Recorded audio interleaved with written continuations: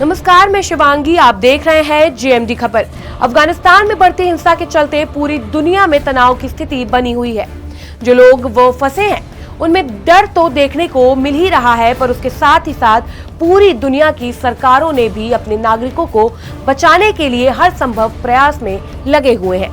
पर इन सबके बीच सवाल ये उठता है कि ये तालिबान है या कहां से इसका उदय हुआ और कैसे इसकी कट्टरपंथी विचारधारा और आतंक का शिकार भारत से लेकर अमेरिका तक को झेलना पड़ा।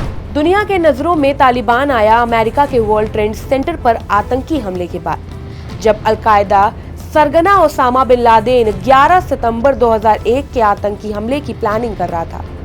तालिबान ने उसे पनाह दे रखी थी। अमेरिका ने उसे ओसामा को सौंपने के लिए कहा, लेकिन तालिबान ने इनकार कर दिया। इसके बाद अमेरिका ने अफगानिस्तान में घुसकर मुल्ला उमर की सरकार को गिरा दिया। उमर और बाकी तालिबानी नेता पाकिस्तान भाग गए। यहाँ उन्होंने फिर से अफगानिस्तान लौटने की तैयारी शुरू कर दी। तालिबान का उदय वर्ष 1990 के दशक में उत्तरी पाकिस्तान में हुआ, जब अफगानिस्तान में सोवियत संघ की सेना वापस जा रही थी। इसके बाद तालिबान ने अफगानिस्तान के कंधार शहर का अपना पहला केंद्र बनाया। आज तालिबान ने वापस कंधार शहर की कमान अपने हाथ में ले ली है। अफगानिस्तान की जमीन कभी सोवियत संघ के हाथ में थी और 1979 में मुजाहिदीन ने उसे बाहर का रास्ता दिखा दिया। इसी मुजाहिदीन का कमांडर बना पश्तून आदिवासी समुदाय का सदस्य मुल्ला मोहम्मद उमर, और उमर ने ही आगे चलकर तालिबान की स्थापना की। तालिबान शब्द का पश्तून में मतलब होता है छात्र, और इससे संगठन के सदस्यों की ओर इशारा किया जा रहा था, जिन्हें उमर का छात्र माना गया। साल 1994 में उमर ने इसी कंधार में तालिबान को बनाया था। तब उसके पास 50 समर्थक थे, जो सोवियत काल के बाद गृह युद्ध के दौरान अस्थिरता, अपराध और भ्रष्टाचार में बर्बाद होते अफगानिस्तान को संवारना चाहते थे। धीरे धीरे ये पूरे देश में फैलने लगा। सितंबर 1995 में उन्होंने ईरान से लगे हेरात पर कब्जा किया और फिर अगले साल 1996 के दौरान कंधार को अपने नियंत्रण में लिया और राजधानी काबुल पर कब्जा कर लिया।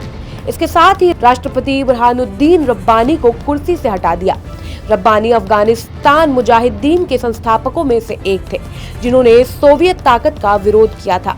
साल 1998 तक करीब 90% अफगानिस्तान पर तालिबान काबिज था। शुरुआत में अफगानिस्तान के लोगों ने तालिबान का स्वागत और समर्थन भी किया। इसे मौजूदा अव्यवस्था के समाधान की शक्ल में देखा गया। फिर धीरे धीरे कड़े इस्लामिक नियम लागू किए जाने लगे। चोरी से लेकर हत्या तक के दोषियों को सरेआम मौत की सजा दी जाने लगी। समय के साथ रूढ़िवादी कट्टरपंथी नियम थोपे जाने लगे। टीवी और म्यूजिक को बैन कर दिया गया।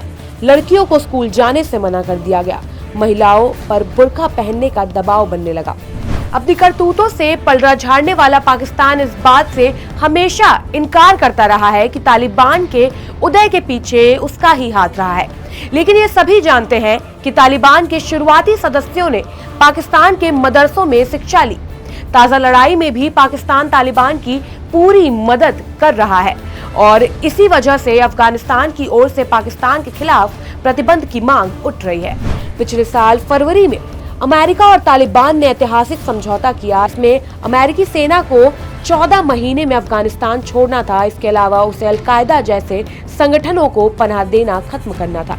इस बीच तालिबान और अफगानिस्तान सरकार के बीच जंग खत्म करने के लिए बातचीत होनी थी, जिसका ठोस परिणाम नहीं निकल सका और तालिबान आतंकियों से संपर्क खत्म करने का वादा भी नहीं निभा सका। अब अमेरिकी सेना के देश छोड़ने के साथ ही तालिबान की क्रूरता अपने चरम पर पहुंचने लगी है। इसी का परिणाम है कि हमने तालिबान के हाथों अपने एक award winning photo journalist Danish Siddiqui को खो दिया।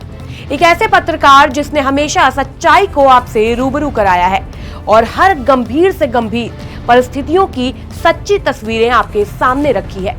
फिलहाल के लिए इतना ही। बने रहिए जेएमडी खबर के साथ। नमस्कार।